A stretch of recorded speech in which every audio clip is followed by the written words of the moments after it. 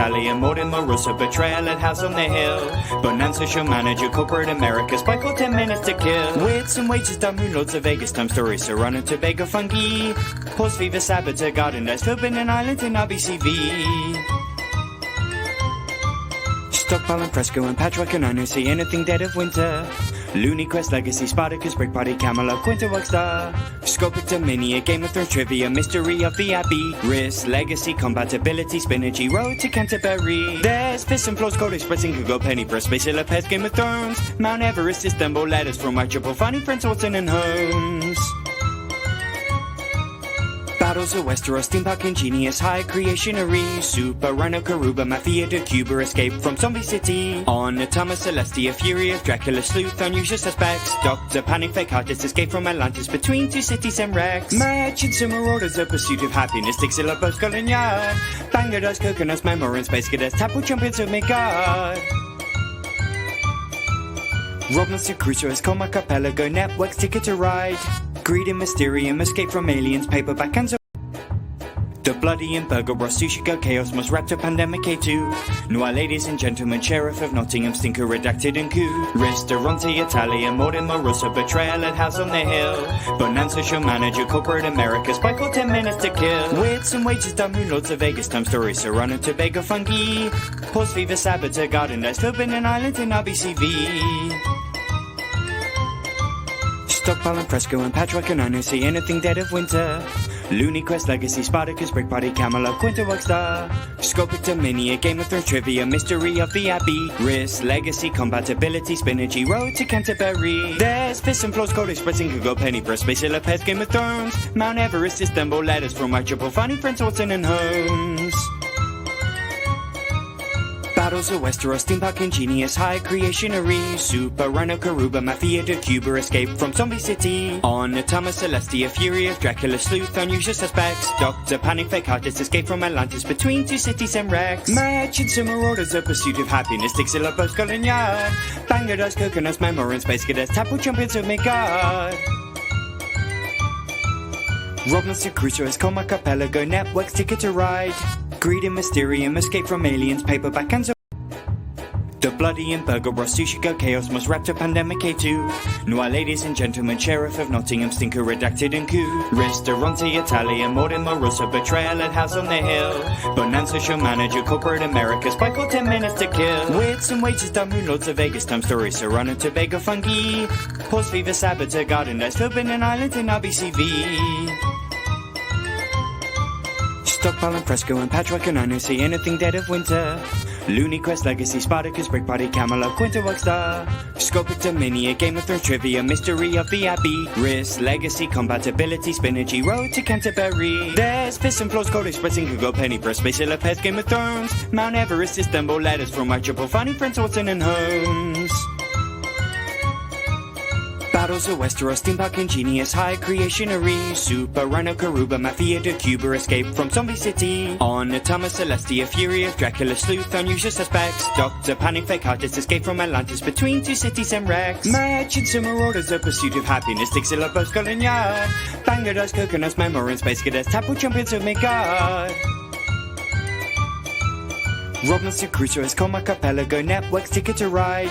Greed and Mysterium, Escape from Aliens, Paperback and Hello and welcome to Board of Games, the show where you finally get to hear the conversations Jeff and I have about our board game collection. My name is Lachlan Albert and I am joined by my good friend Jeff Setti. Jeff, how are you, mate? I'm well, mate. I haven't seen you for ages. Been ages. I know. It's been almost 24 hours at this point. That's absolutely massive. So, look, let's quickly talk about Board of Games, what we're doing here. If you don't know us, my name's Lachlan. This is Jeff. We are both hosts of the show Making Chicken Salad on Wrestle Radio Australia, where we talk about what goes on around the world of professional wrestling. And every time that show stops being live, it's just Jeff and I talking about board games while we force our co-host Todd Eastman to suffer in silence. Because as soon as we found out that we were both board gamers, I think as soon as Jeff saw this collection, it was just on. And we just started going. Yeah. Yeah. And I think we've got a lot to say. We both play games all the time, and it felt like if we were going to be having these conversations anyway, it'd be a great opportunity to kind of show people the games we love, talk about the things we love, and especially something that we want to do here is promote games that are coming up on crowdfunding platforms, because that's something that we often find a bit hard to hear about. I know I was saying at one point that some of these crowdfunding games, if I had even heard of them, I would have backed them immediately. But without knowing that they're out there, it's just impossible to do. So, interestingly, the first game I'm looking at is a crowdfunder. And now people are trying to source it as hard as they can. And you know what I'm talking about, because the buzz about this is massive and it gets bigger and bigger day to day. The other thing I want to mention is it won't just be Lachlan and I you'll be hearing from. At times, we're going to bring guests in to have chats with us about their favorite games and what they want to do. Absolutely. So kind of what we're looking at here is each show we plan to take a look each at a game that we've gotten our hands on fresh, something from at least the past couple of years that we can show off something new. Then we're going to go back into the archives, because board games have been around for a long time, and find something a little bit older that you may have missed, and each bring something interesting that's maybe not as new, but still worth checking out if you haven't heard of it. Then we're going to have a look at some Kickstarter or other crowdfunding games, see what's coming up on the horizon. And then to close us out, we're going to have a draft on a particular topic where we each get a list of 3 games drafted back and forth to see who can put together the best little mini collection for the category. I'm psyched. I'm sure, Geoff, you're psyched as well. So did you want to kick us off and talk about our first game of the podcast? Of course, what an honor. And it's an honor to talk about this. Now, I'm going to lift this up for anyone watching on Twitch. And this is Hegemony, Lead Your Class to Victory. It is a brand new game. It has been out for literally about 6 months. It was a Kickstarter. It achieved its goal quite easily. It's created by, and excuse me if I get these names wrong, Vanas Timiotio and Vangelis Bagiatakis. Originally, the game, I believe, was started as a political science project in their classes. It's a fantastic game. It's an asymmetrical game where you play as a class of citizen within a society. There's the working class, the middle class, the capitalist, and the state. All have to work together, but yet you're still trying, because obviously you do in society, but yet you're still trying to win the game. It's not the most optimistic game, but gosh, it's good. It's a long game. It's a heavy game. I know I'm starting with something quite, down there and heavy. Pretty but beefy, I played it a couple of weeks ago at BorderCon, and I'm just so happy I backed it and so happy I've got it. There's a lot of interest in it, and I think that if you can play it, do, but be warned, including Teach, you're sitting there for 4 hours. It's a 4 hour So I got a question about this one, Geoff. When it comes to kind of asymmetrical games, at the moment, asymmetry is really hot. And there's kind of different versions of how asymmetrical games can get. Starting from, I think, Vast, the Crystal Caverns is the one that jumps out to me, has been these games where everyone is like almost playing a totally independent game. And then there's other stuff like, there was a dungeon crawler recently, Hellscape, Massive Darkness 2, which was a dungeon crawler where everyone kind of had their own mechanics of play, which is really interesting. When it comes to asymmetry in this thing, how different is playing this? Sorry, look, you've broken up, or I've lost you. I'm going to go ahead and answer. I'm not sure which one of us has broken up, but this game is very much an asymmetrical game, much like the latter, much like the effect that you're working together and the society links in together. Can you hear me, mate? Are we back? Returned. Okay. So the game is an asymmetrical game in so much as you all work together. You all have to work together, but you have your own goals. You have your own winning mechanism. You have your own aims and ways to attain victory points, ways to attain money, because, of course, the game ultimately is all about money. The state gives it, the capitalists want it, the working class need it, the middle class get it, but it's not as vital for them as the capitalists, and the working class need it to just procreate and just keep going. It is a lot of fun. There's also, of note, there's also, with the Kickstarter, they supplied a historical events pack. So you're actually getting real life events to achieve. Cool. And I think that's really, really cool. I haven't yet gotten into that. I've only played it twice, but I'm so looking for, even now talking about it, I'm looking forward to sitting down with 4 or 5 people. Just be warned that the 4 people you want to sit down to this with need to be dedicated gamers. You can't just be like, oh yeah, I've played the Rhino game where you're building stuff. The Rhino Hero. Rhino Hero. I played Rhino Hero twice. I'm ready for hegemony. A couple of games that Ticket to Ride under my belt. Yeah. You're not. This is a completely heavy game. This is for, like, if you want to, someone who loves brass, Birmingham would love this game. Someone who loves your more heavier root campaigns or Oath would love this game, because it is that heavy, that dense, that thick. But boy, is it rewarding! So rewarding. Fantastic. If you don't mind, Geoff, I might start talking about my fresh game. This one is absolutely hot off the presses. Let me turn around and grab it for Twitch. And that is Disney Animated. So this is a fresh game from Prospero Hall from Funko Games. You may be familiar with Prospero Hall. They've been doing basically all of the big licensed games recently.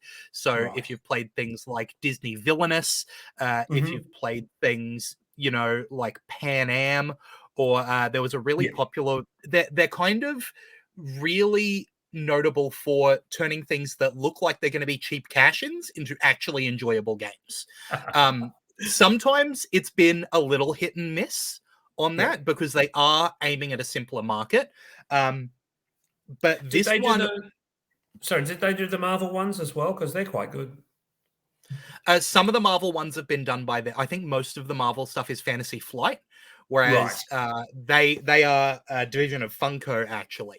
So if you see things like, there is actually a Funko Pop Vinyl Miniatures game that's actually done by them, which is such a bizarre thing to exist. Can you hear me still? Yes. Okay, brilliant. Everything on my screen has just disappeared. But that's okay. Yeah, so they do some really interesting stuff. And this Disney Animated, as soon as I heard about it, I had to jump onto it because it's actually got one of my favorite mechanisms in it. If you have played the most recent game to kind of grab hold of it was Ark Nova. I absolutely love Ark Nova. Yeah. The action selection mechanism from that and from Civilization, A New Age, and Civilization A New Dawn. So it's an action selection mechanism where there's 5 different actions in the game, and they're splayed out 1, 2, 3, 4, 5, numbered. And whenever you do an action, you do that action at the strength that it's sitting on, pick it up, move it back to slot number 1 and shuffle everything behind it forward. That's the key idea of this game, which is a mechanism that I love because it encourages you to do whatever action is most powerful at the time, but also makes you think about, is that action actually useful to me right now? Rather than taking action number 5 and doing it at strength 5, am I better off taking the 4 or the 3 strength that's more, circumstantially useful, but not quite as powerful? That's a mechanism I really enjoy. And Disney Animated takes that mechanism and puts it in a family weight co-op game.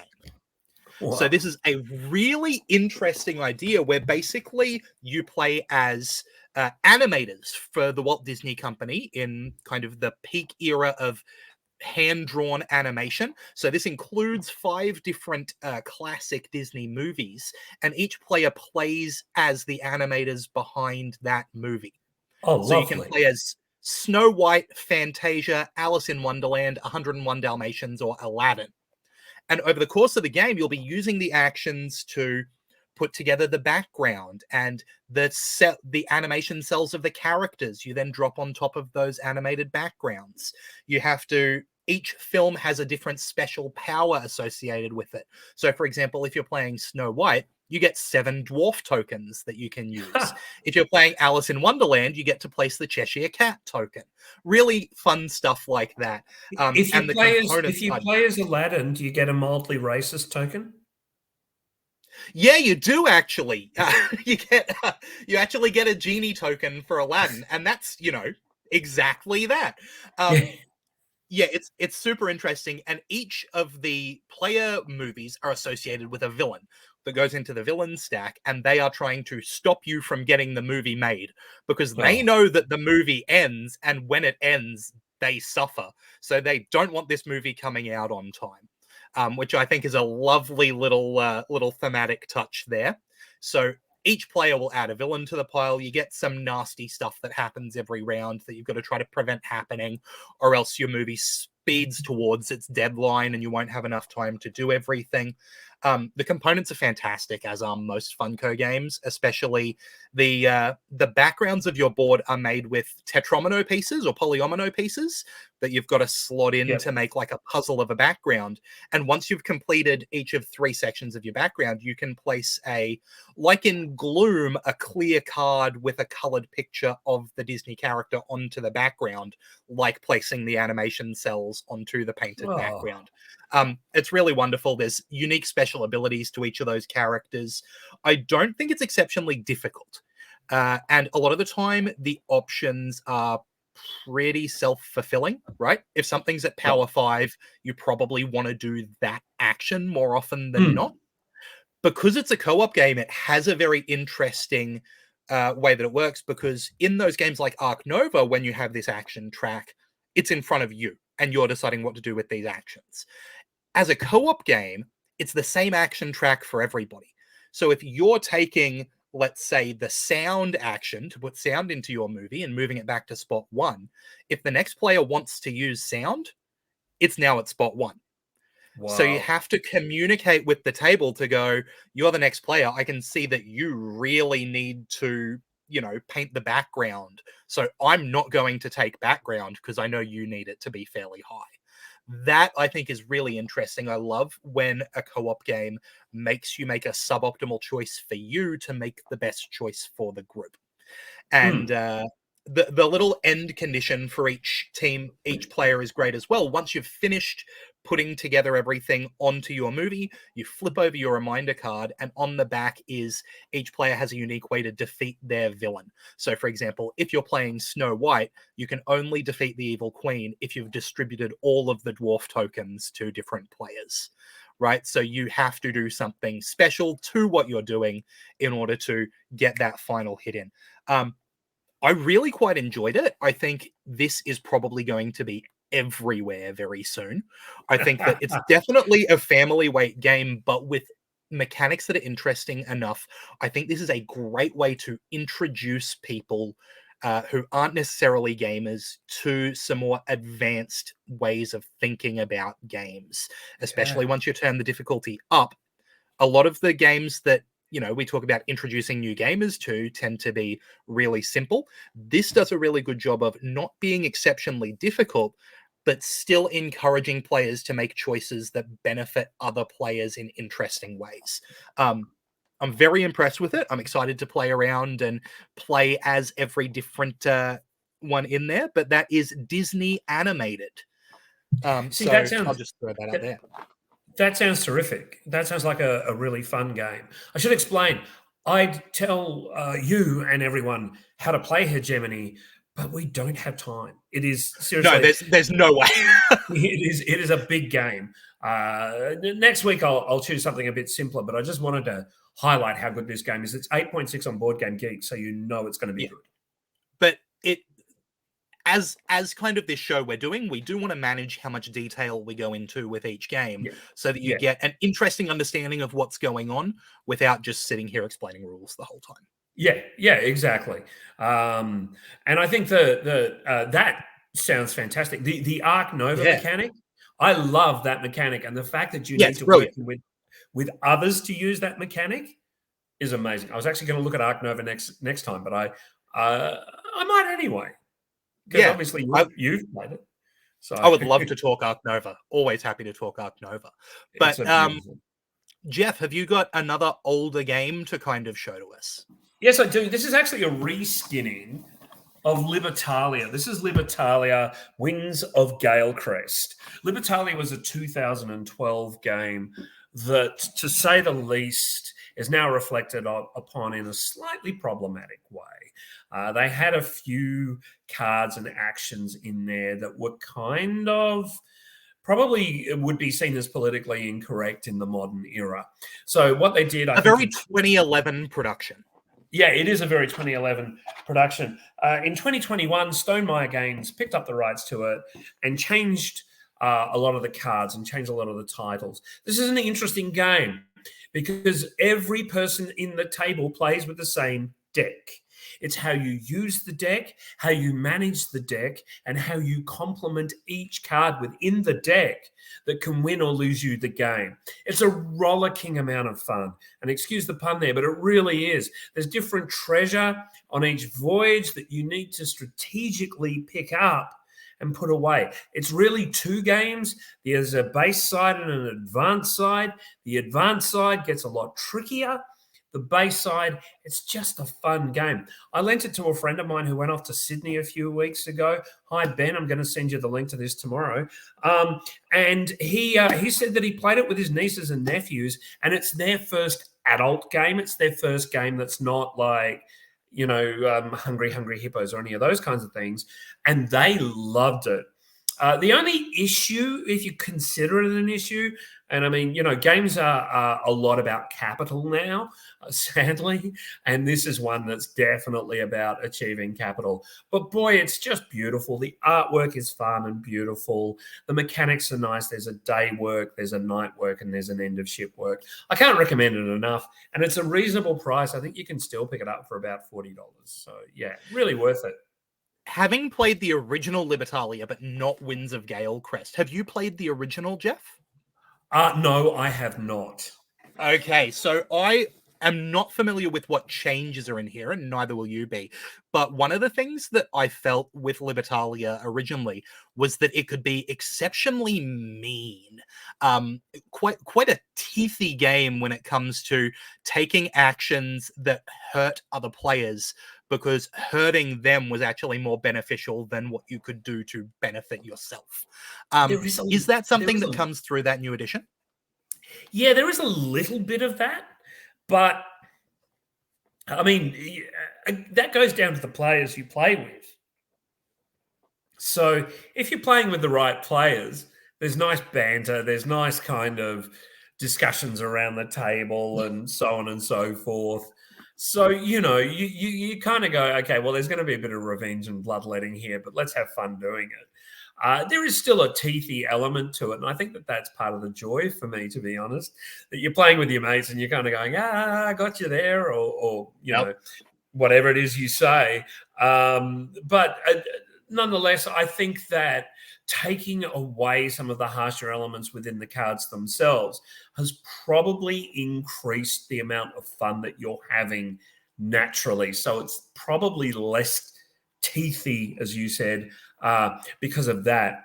Saying that, it's still about winning. You still, there's a winner, there's a loser in every game, and this is just such fun. This is just such. And fun. what I found with the original version, at least, was that, like you said before, every player is playing with the same cards. So the way that works is that one player will randomly draw a set of cards for use in that round, as it were, and then they show them to everyone else, and everyone else gets exactly those cards from their deck, right? And then it's basically an action selection game. You put down the card, you all reveal it, and whoever has the lowest number goes first up to the highest number, which means that whenever someone, at least in the original, did something nasty to you, it was something that you had the ability to do to them, and you knew that the odds of it coming up were fairly high because you only have so many cards to pick from, and the opponent's picking from those cards as well.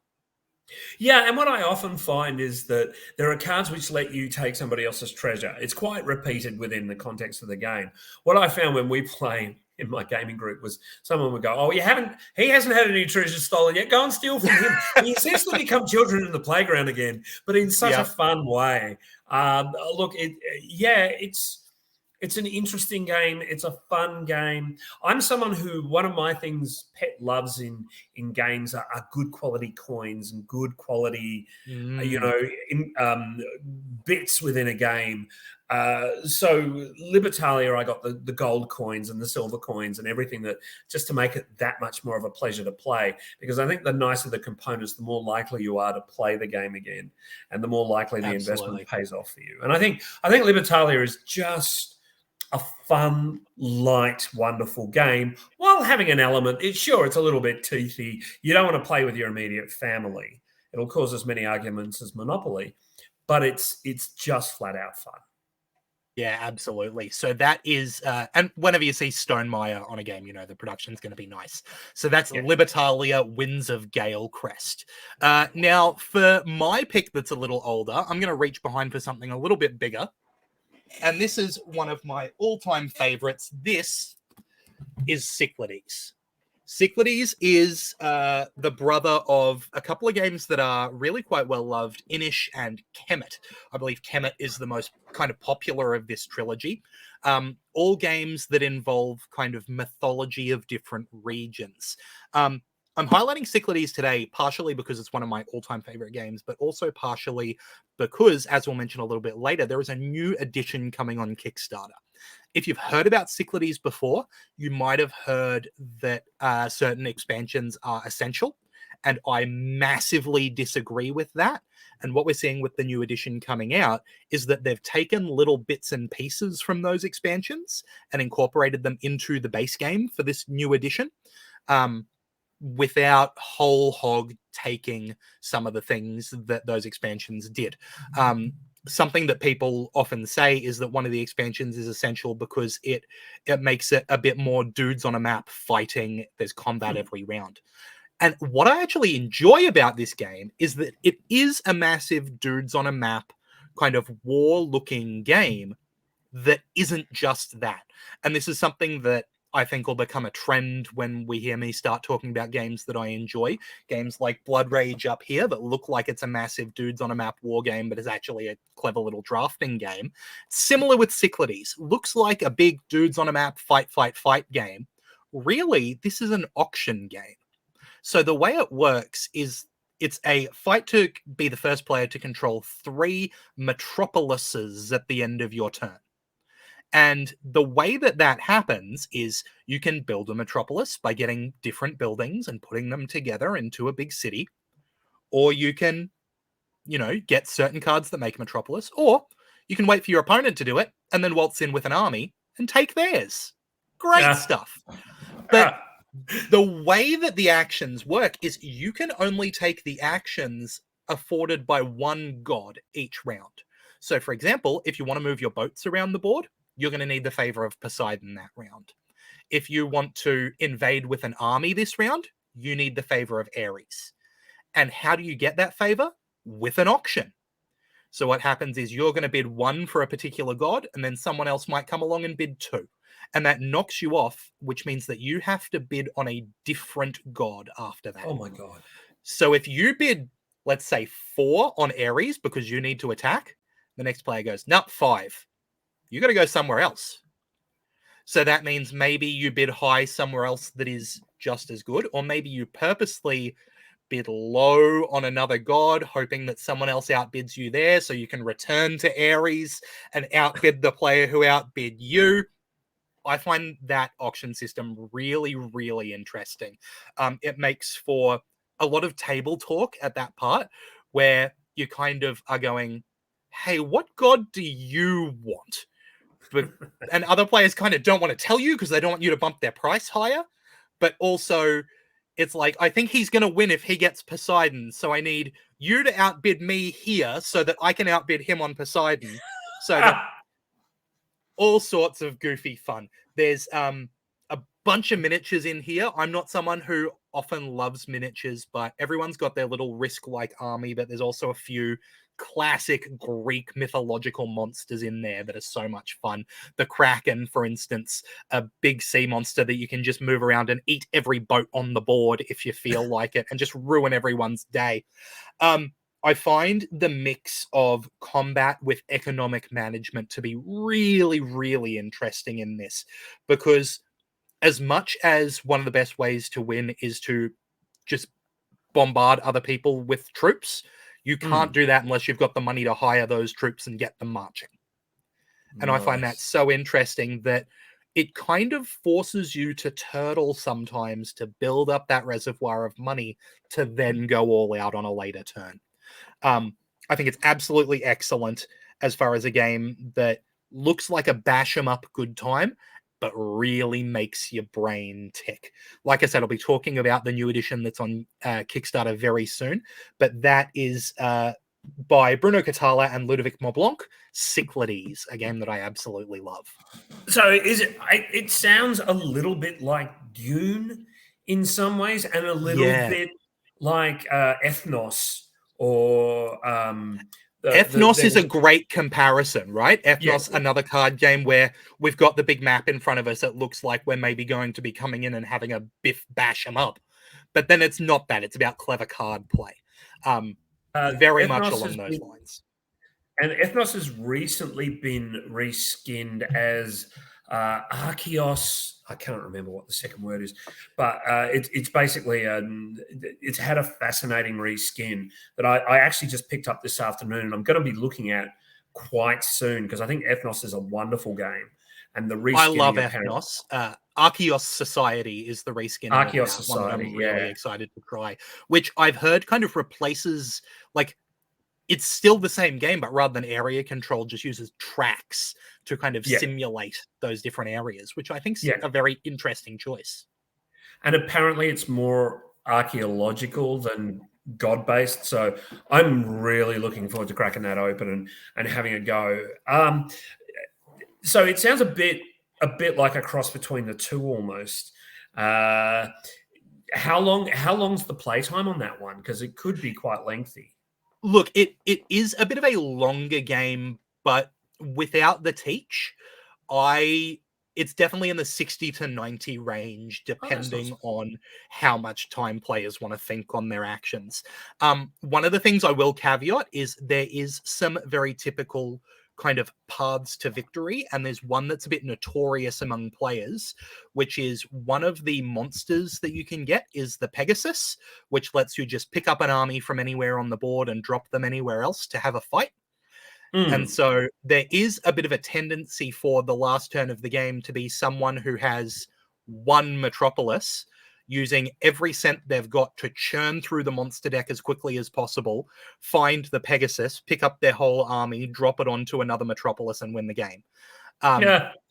So there's a few things like that where experienced players will go, hey, just so you're aware, this Pegasus card does this, I think in the new edition that is going to be lessened a little bit, which is exciting. But even with that, I think this game's an absolutely stellar time.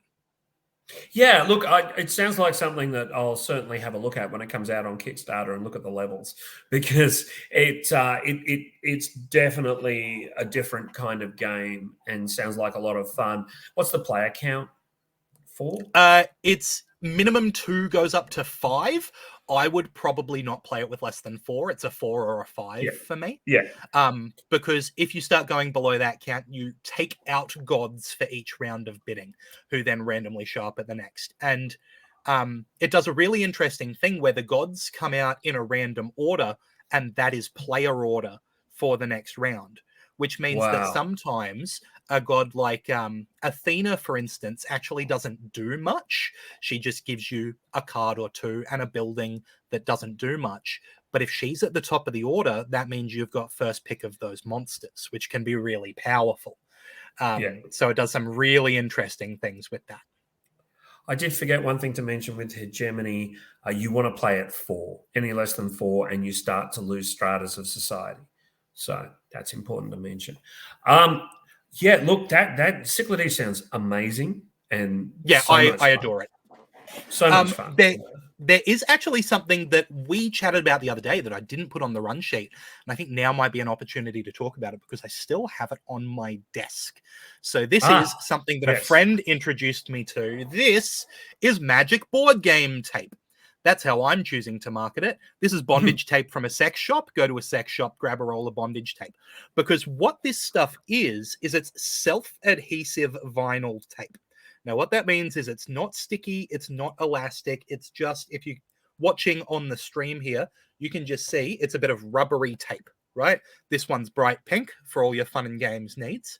But rather than being sticky, it adheres to itself. Just static electricity sticks to itself, no problems, fairly tightly, but totally reusable. Now, a friend showed me this, showed up to their games day, and when they opened the board game box, all of the decks of cards were wrapped in this tape. Not too tight, nothing that's going to constrict cards like a rubber band would, and not leaving a sticky residue on anything, but holding the cards together so that if that box gets shaken around in the car, in transport, or whatever, those cards are going to stay together as a deck. They're not going to run all the way around the box as some games have a tendency to do. Absolute magic solution to that problem. I cannot believe that no one had ever mentioned it to me before. That, bondage tape is this miracle of keeping your board games organized when they're getting jolted around. So I'm in love with the stuff. There's a hot tip for anyone looking to keep their components organized. And it's especially good, and I mentioned this at the time, I'm someone who loves to sleeve most of my games. Most of my games are sleeved. I like having the cards they're easier to handle. They don't crinkle, they don't bend. I love my games, so I look after them very, very well. That tape is a must-have for anyone who sleeves their games, because by nature there is that little bit of static between them sometimes when you're lifting them out, and they can get stuck together, but that tape will bind them and then release them. So yeah, amazing. Great idea. Absolutely. Yeah. Really, really interesting application of something that's not its intended use, but so useful. Now, Geoff, did you want to talk about some of the crowdfunding stuff that's going on at the moment? Yeah, there's some interesting crowdfunding stuff. There's a couple of games that are crossing, and one that's coming up really, really soon. You've got 2 days. 2 days US time, so probably about 2.5 days to back the Firefly the Game 10th Anniversary Edition. This is a much acclaimed game, which is hard to pick up. It's definitely hard to get. They're putting everything in a box. All the expansions, everything is going to be in a box. It's a big game. It's a fun recruit the crew, go out there, do some missions, come back. It's clearly a cooperative game, a lot of fun, and it's much acclaimed. That's on GameFound, which is Awaken Realms. Independently started their own Kickstarter because they didn't like the way Kickstarter was run, and apparently this is a bit better. It's fairly expensive. But it's every expansion ever made, every promo card printed, and a new expansion that's never been released. So there's over 1,000 cards in there, navigation decks, lots of really, really nice components. So I'm looking forward to that one. I'll jump in to talk about Firefly a little bit. I think if you are a fan of the Firefly series, it is really immersive in that universe. There is so much going on that is pulled straight from that show that really lets you sit in that world, which is a beautifully created world. So interesting with characters that I just adore. I think that it is a big, long game. It is one of those games where if you're having people to play it, you're building the day around that particular game, especially once you start adding in those expansions. And let's not mistake us. It's not Twilight Imperium long. No. Is Twilight Imperium long, but it's a 1 o'clock till 6 o'clock game. It's a 5-hour game. It's a 5-hour game. That's with everyone knowing the game. That's with everyone having stake in the game. Yeah. I'm so looking forward to getting my hands on this one. I think they're gonna it's gonna be the ETA on it is pretty quick. I think it's going to be early next year, which is not bad at all.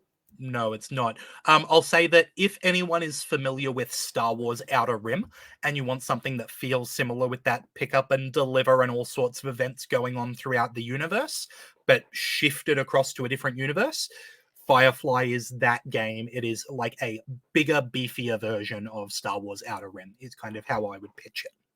Yeah. Yeah. As for, I want to talk about the Cyclades Kickstarter quickly. I did, just kind of talk about my love for the game. This is the Cyclades Legendary Edition is on Kickstarter at the moment. So this one is that your hand raised, Jeff? No. Okay. Yeah, the Cyclades Legendary Edition is fully funded at this point, as I'm sure Firefly also is. I didn't get the chance to check that. On Kickstarter, this is a reworking of Cyclades, including some of the old expansion elements. Cyclades is a game from 2009, so it's been around for a good amount of time, and it is being reworked by Open Sesame Games with the original designers Bruno Catala and Ludovic Montblanc, two legendary designers, really, who have done a lot in the last 14 or so years, and have actually redone a game recently with the new edition of Kemet. So they know what it's like to redo a game. This new edition looks beautiful. One of the things I'll say, which is something that I have been begging companies to do as an Australian, is have a version of the game that does not include tons and tons of miniatures, right? Open Sesame Games has an ultimate pledge that's 120 euros plus shipping. But if you don't want to be all in on those big hunks of plastic, they have a version that comes with meeples for the character pieces and standees for all of the neutral pieces. And that's only 59 euro plus shipping. So that is a huge discount for if you're international, if you're, here in Australia, for instance, and the amount of shipping that gets added on when you buy those huge Kickstarter full of minis boxes, the fact that it's a little over half the price to get the same game just with some simpler components, I think is absolutely phenomenal. And that's something that, I would encourage just about every company to do with their Kickstarters, because I'm going all in on this one because it's one of my all-time favorite games. There are a lot of games where if there was a cheaper version without all of the plastic, I'd be in, because I want the gameplay, not so much the minis. I mean, it depends. Like at the moment, I'm playing with a couple of friends. I'm playing through Tainted Grail, and you really need the plastic. You need the minis for some of those games. Yeah. Same with Nemesis. I think that you need that imposing queen alien dropping on the board. These are games we'll be talking about in the next few weeks to months, I'm sure. You need them in some games, but I agree. Some games, it's just like for me, if I back Cyclades, which it sounds like I'm going to, the $59 one would be perfect. Just perfect. Yeah, and like a game like Blood Rage here, it's got some brilliant minis. I would love the game without the minis. If I was able to get a cheap copy on Kickstarter when that was on Kickstarter, I would have. But because of the shipping, because of all the plastic, it was originally out of my price range. Right? Yeah. Which makes it really difficult. I had to wait till it came into retail in order to be able to get an affordable copy. So I really like what they're doing there with Cyclades with that option. They're including stuff like a team mode variant.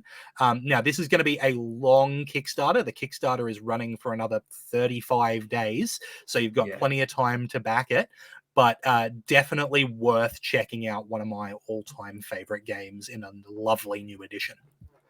You got another one for us, Jeff?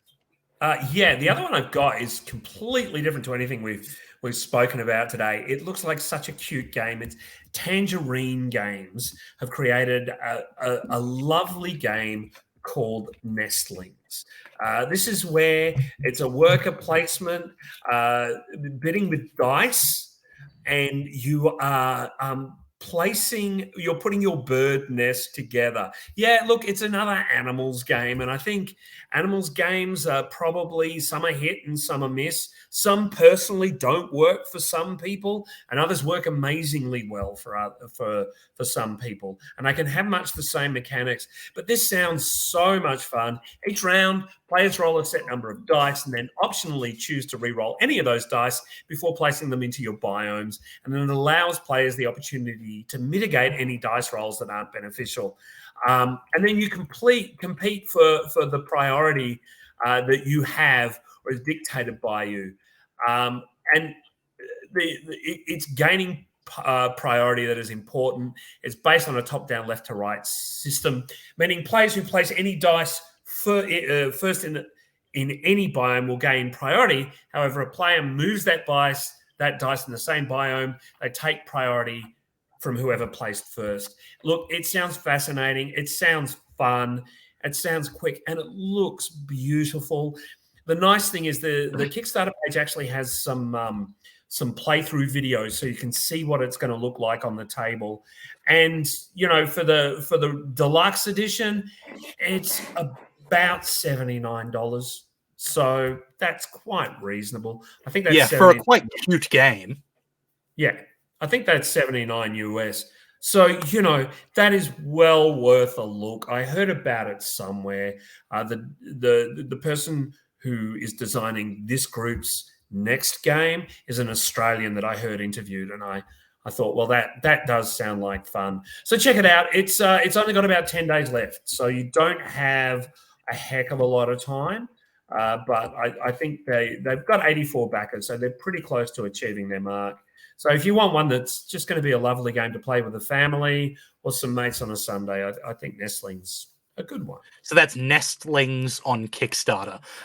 One more on Kickstarter from me, and I will make a bit of a disclosure before we go into this. The artist who worked on this game is a personal friend and has been on Wrestle Radio Australia previously, so there is a connection here.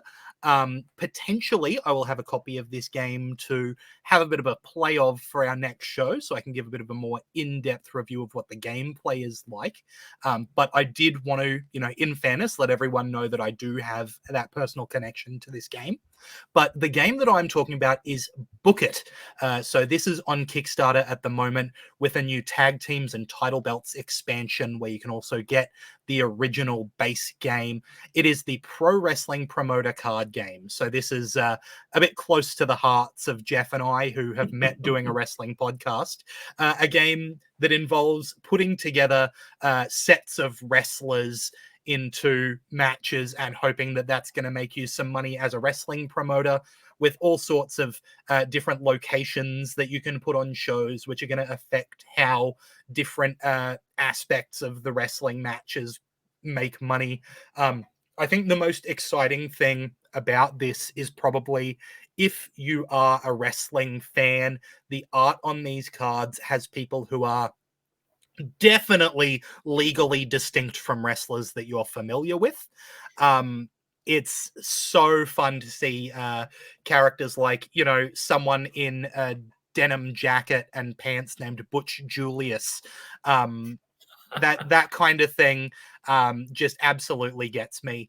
And there's so many of them in here. This is going to be one where, regardless of the gameplay, I'm going to back it just so that I can see, the tag team, the Hot Stags of Mac Maxim and Mick Maxim.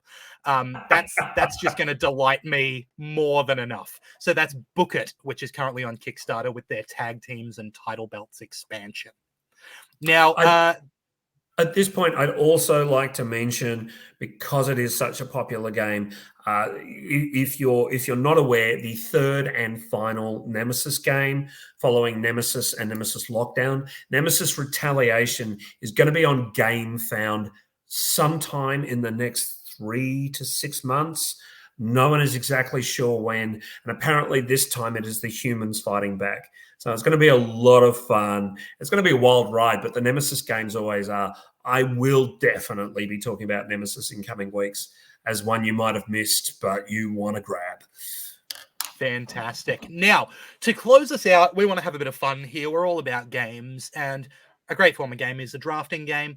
So we're going to have a little bit of a draft here, like you might see when people draft sports players, but we're going to draft games. Each show, we're going to come up with a category. We are going to draft our top 3 picks each from that category, and we are going to let you, the viewers and listeners, decide who put together the better draft pick on our social media. If we have some guests, they might also be involved in picking a winner here. But we figured that since this is our first show, since we're introducing this podcast to you all, a great first topic would be games to introduce new gamers to. So we're each going to get 3 picks, 3 games to introduce new gamers to, and then we're going to see who came out with the best group of 3. Jeff, what's your first pick, mate? I should add, we are also going to be able to question each other on our picks. So we're also going to be able to ask a few questions. So my first pick is the game that introduced me to gaming. And yes, I'm a relatively new gamer, but you can tell I take the topic seriously, and I've got a relatively good collection. That is Blood on the Clock Tower. It was the first game I played about 4.5 years ago now. And I was going to say, that's a fairly recent game to be your first game. You must have played it when it was very fresh. When it was very fresh. I also played it with the TPI Fabled Storyteller, Melbourne's Fabled Storyteller Ben Dance, who we have to get on here at some point, Benny. Oh. But it was Blood on the Clock Tower was the game that introduced me to gaming. It's a wild and crazy social deduction game where you are in a room with a bunch of friends. You don't know who's good, you don't know who's evil, and you just have a wild time calling each other liars, telling each other to piss off and get away from your conversation. But you just have fun. It's complex the first time you play it, and each time you play it, it's like an onion. You get more and more layers removed, and you begin to see more of the game behind the game. It's an Australian game as well, which, you know, near and dear to my heart is the fact that we can get behind some Aussie games as you've just done. And it's just a tremendous game. I did play it while it was still print and play. And of course, now you can get copies. It did sell out really quickly, but you can get copies. I'm going to be totally honest. I don't like this pick, Jeff. I think this is absolutely a bad pick. I would not introduce Blood on the Clock Tower to a new gamer. It's a beefy game, right? There's a lot going on in that thing. Yes, but your involvement is however much you choose. And with a good storyteller, you might not draft a role, you might be given a role, and your role might be a minimal piece of information that you need to impart, and your job is done. So it does scale according to the role you have. I guess the element that makes the game kind of beginner friendly is that storyteller role. But for me, if I was looking at introducing someone with a social deduction game, my instinct would be either to go to the Resistance Avalon, which is much simpler than Blood on the Clock Tower, or go to something like Werewolf, which, again, if you're a new player and you're given a role of villager, you don't have to understand that much. I feel like Blood on the Clock Tower is a very big investment for someone new to gaming. There is some agreement with what you're saying, but if you're going to play a social deduction game, you might as well go to the best. You might as well go to the one that is ruling it right now, and that's why I picked it, because it's the game that's setting the standard for social deduction. People are picking up Secret Hitler after playing Mafia and Werewolf after playing Blood on the Clock Tower and are not finding it as substantive, because importantly, with Blood on the Clock Tower, you can still be active after you're dead. You can still have one vote after you're dead. So you have to listen in. You have to still be a part of the game. I played a game at BorderCon with this young kid. I'm just going to tell this story. I played a game at BorderCon, and there's a script with a legion. Now, a legion is almost everybody is the demon. And this one kid was a villager. And his role was the empath. Now, the empath wakes up at night and sees how many of their neighbors are evil, right? He told me this really early, and I went, oh, okay. And I thought, I'm going to claim empath and throw him under the bus, and that'll be it. And then, I got up I found out I was dying, which is fine. We all got woken up the next day, and he goes, and the storyteller says, "Well, Jeff has died," and I went, "Oh, that's fine. That's shit. I'm the empath. You know, I didn't want to die. I wanted to find out more." I then walk up to the kid, and he looks so crestfallen, and I went, "I can't do this." So I walked up and I changed my strategy, and I went, "Mate, I did that so you get all the information. You're free to just get the info. No one's going to question you because I'm already the empath." And he went, "Oh, that's so good." And then I just kept telling him it was an atheist game where the storyteller can lie to you. And then at the end, he goes, "I nominate the storyteller. It's clearly an atheist game." So everything I was working on worked. And then he finds out that it's a Legion game that I'd sucked him in the whole game. I walked straight up to him and went, "Look, That's I'm so evil. Evil, I'm so Jeff. sorry." I gave him a hug. And then the next morning I said to him, "How are you going?" He goes, "Look, I'm still so confused. I'm still so confused."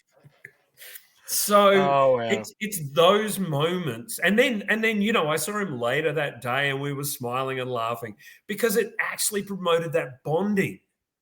And it was really nice. That's awesome. Look, I'm going to take my first pick here. And again, this is a game that I think promotes bonding. This is a game that I use to introduce people to gaming all the time. I reckon it's actually best in class. I think it's super underrated for this job. That's Forbidden Island. Now, if you don't know Forbidden Island, it is basically Pandemic Junior. It's designed by Matt Leacock. It's a game that uses the same kind of systems of Pandemic. It's a co-op game where you get a certain number of actions to move around the board and trade cards between players until a player has a full set of the same color card in their hand that they can trade in for one of the 4 things you need to have to win the game. It's basically Pandemic. But it simplifies Pandemic and it takes it to a game that's got an Indiana Jones style theme where you play as explorers on a forbidden island who have to find these trinkets, and the island is fighting against you. It's sinking around you because it doesn't want you taking these trinkets. So every turn, some of these tiles are going to flip over and start flooding, and you can get there and flip them back. But then if the card comes up again while they're flooded, they start leaving the island. They're fully underwater. The island shrinks and gets smaller. So you have to prioritize what you're going to save, get all the pieces. I love using this to introduce new gamers because, number one, it's cooperative. And I think showing people new to board games that they don't all have to be Monopoly where you're mean to each other for 3 hours. I think it's super great to show someone a cooperative game. It takes 45 minutes, including rules explanation. It's not that difficult, but you can scale the difficulty up so that it's still enjoyable for people who get it and want to play it again. It's fairly cheap. It's a Game Right production that's fairly good. It's got like a toy element. Each of the things you have to grab is a little plastic toy. So you get like the little cup and the little lion statue. And, it's great to have those things that you can hold. I think that the system is fantastic. Like Pandemic is a good game, and even a simplified version of it is a good game. The art is great. The theme is something that people immediately get. Everyone wants to be Indiana Jones. I think that this one is an absolute slam dunk for new gamers. It's phenomenal. Okay, so my question is it a little too base? Is it a little too... I mean, yeah, it sounds like a great game, but are the obstacles decent enough so new gamers will actually get really invested? Or is it just, you do this, yay, you win? Is it too easy a win? Or are there real good obstacles? Setting the difficulty before the game is something that's very important when you're getting new gamers in, right? Okay. You need to know who you're introducing this game to. You need to know how switched on they're going to be at problem solving. And you need to know how challenging they're going to want this game to be. Okay. Sometimes I will set it to the easiest mode and I'll know that we're going to win because I know that the people involved are going to start to click with the mechanics and they want to enjoy the winning feeling. Sure. Other times I'll see someone that I know is switched on and I'll go, let's set this to the standard difficulty mode. Let's make the island fairly long because you can rearrange the island because it's all tile based. Let's make it long so it's a bit harder to get to those different points. You know, we've got a little less time to do everything, and it's a good level of challenge. I think that it's a simple system that the modular difficulty is really easy to manipulate, which is really good. So I've got a question on that. Yeah. So what if you're playing with a mixed crew? So what if you're playing with some experience? Because, you know, not every game is going to be with a new game, board game. Yeah. So what if you're playing with some experience and some inexperienced? One of the issues that I think this game actually has is it's quarterbackable, the same way that Pandemic is, right? Yeah. So I never want to make it too difficult when you've got inexperienced people there, because if it becomes the person who sees the code telling them what to do, that can very quickly become a bit of a problem, right? Yeah. So, but I think that generally experienced gamers like seeing the puzzle, like working out what they would do, even if other people do things differently. I think that the play is enjoying enough either way. It's definitely not, you know, what you're getting in with Blood on the Clock Tower, but I think that it is an enjoyable little, you know, activity, even if it's too easy for some of the people at the table. You're making it sound like really the basic script of Blood on the Clock Tower is very simple. It really I'm sure is. I haven't played Blood on the Clock Tower yet. I'll come out and say I haven't that. played Forbidden Island either. Yeah. Are you ready to hear about my second pick? Go for it. Pick number 2, Jeff. Pick number 2 is Betrayal at House on the Hill. I hate this game. You hate it? Hate this game. It's a classic. It's something that's largely cooperative. As long as you get the right mission, it's a lot of fun. It's something that is playable. It's a short game. It's easy to understand. It's easy to grasp the rules. And it's ever changing. The game is ever changing. The build of the house is ever changing. And it is a really fun and atmospheric game for a new player who goes, oh, this is, I'm so, you know, the scare can be real. And once the scare comes out and once the horror comes out, that's where the fun begins. Sadly, in the original, some of the missions, I will concede, are very slighted one way or the other. Some. But as they have remade the game, they have eliminated that and become more and more thinky.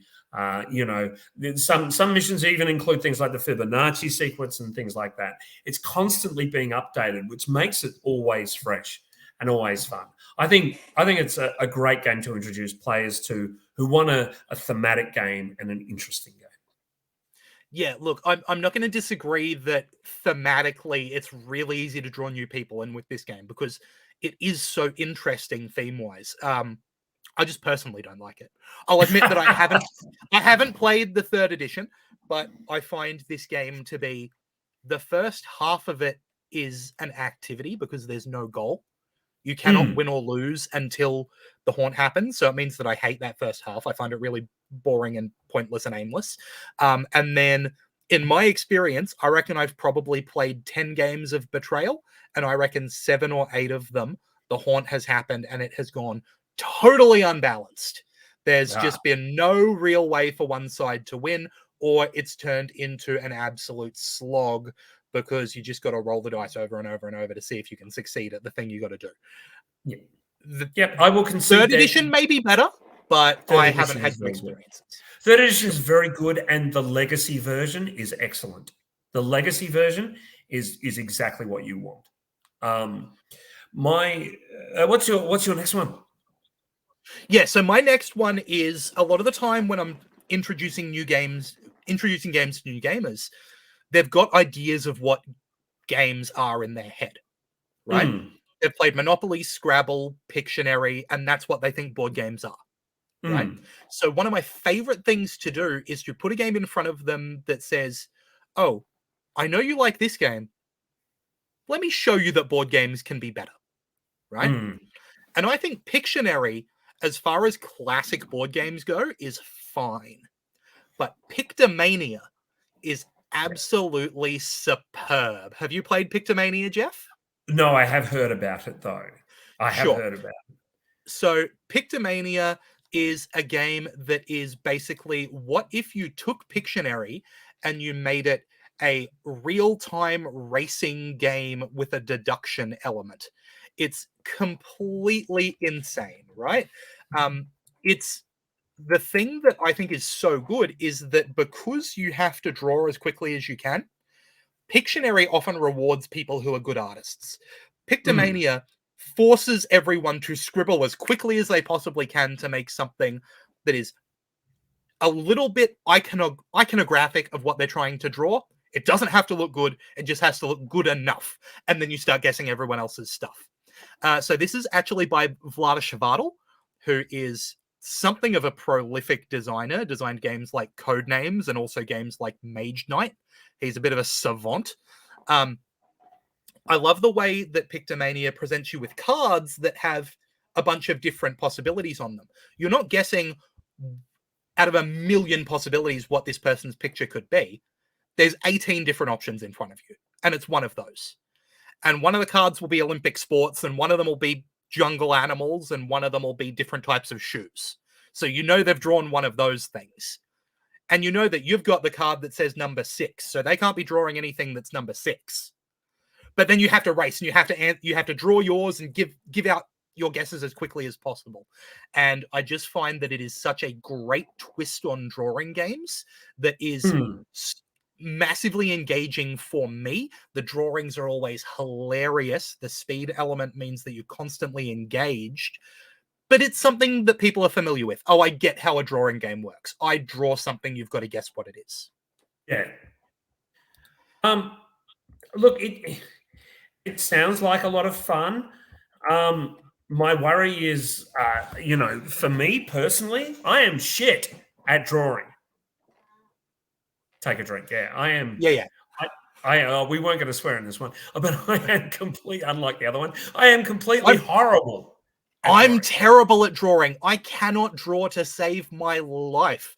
I've got dyspraxia, which is a coordination disorder. I am so bad at drawing, it's ridiculous. And you know what? It makes the game more fun because my drawings are always goofy and chaotic, and people look at them and they go, "What did you? Oh, I know what it is!" And then they get it right because there's only so many possibilities. I love that about it. Yeah, look, that still, it does sound like something that's fun, but something that, may not be,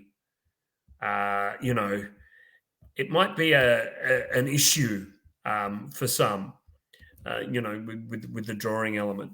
I'm just trying to find... it might get in the way of some people's brain, but I think this is great. I think there's a couple of people I have introduced it to that didn't like it, but they're in the vast minority. Okay. My third one, and I cannot remember the name of it because of it just eludes me for the moment. It's a party game. Let's see if I can help you out. It's a party game. There's a big deck of cards. They all have names or things written on them, and you take 5 and you put 2 back. And you're in 2 teams. I absolutely know what you're talking about, Jeff. You're talking about Monikers. Monikers is my third and final choice. Thank you very much. Monikers is a wonderful game. Thank you, Lachlan. You're in 2 teams. You break up in teams. You have, and each time you play it, you can have different rules. It's a little bit adult, so it's a bit more for the adults if you want, or you can make it kid friendly. And that's what makes it such a good game to introduce players to. I will say I have taken this to school and played it with preteens. Yeah. It's beautiful. Just filtered out the cards that they're not going to work with. It works. Yeah. And you can make it anything. First, you describe them. Then you use one word to describe them. Then you use mime to describe them. Then you can do finger puppets to describe them, or sound effects to describe them, or anything like that. It gets ridiculous. It gets hilarious. I have a friend who has mild tics. I love them dearly. A great friend of mine has tics. And when they're playing Monikers, they are completely tick-free because they're so engaged by what's going on around them. It is a brilliant game. Monikers you can introduce. I could play it with my grandmother, and my grandmother would find it hilarious. Or I could play it with my next-door neighbor who's never picked up a game and just goes, this is brilliant. This is fun and silly and light. And I think Monikers is a definite winner. We're playing against each other, so I want to talk bad about your pick. I cannot say a bad word about Monikers. What an absolutely bloody brilliant pick. Except for the fact that I forgot the name of it. And absolutely fantastic. If you can get your hands on Monikers, do it. I have a big box which has the base game and several expansions in it in the one box.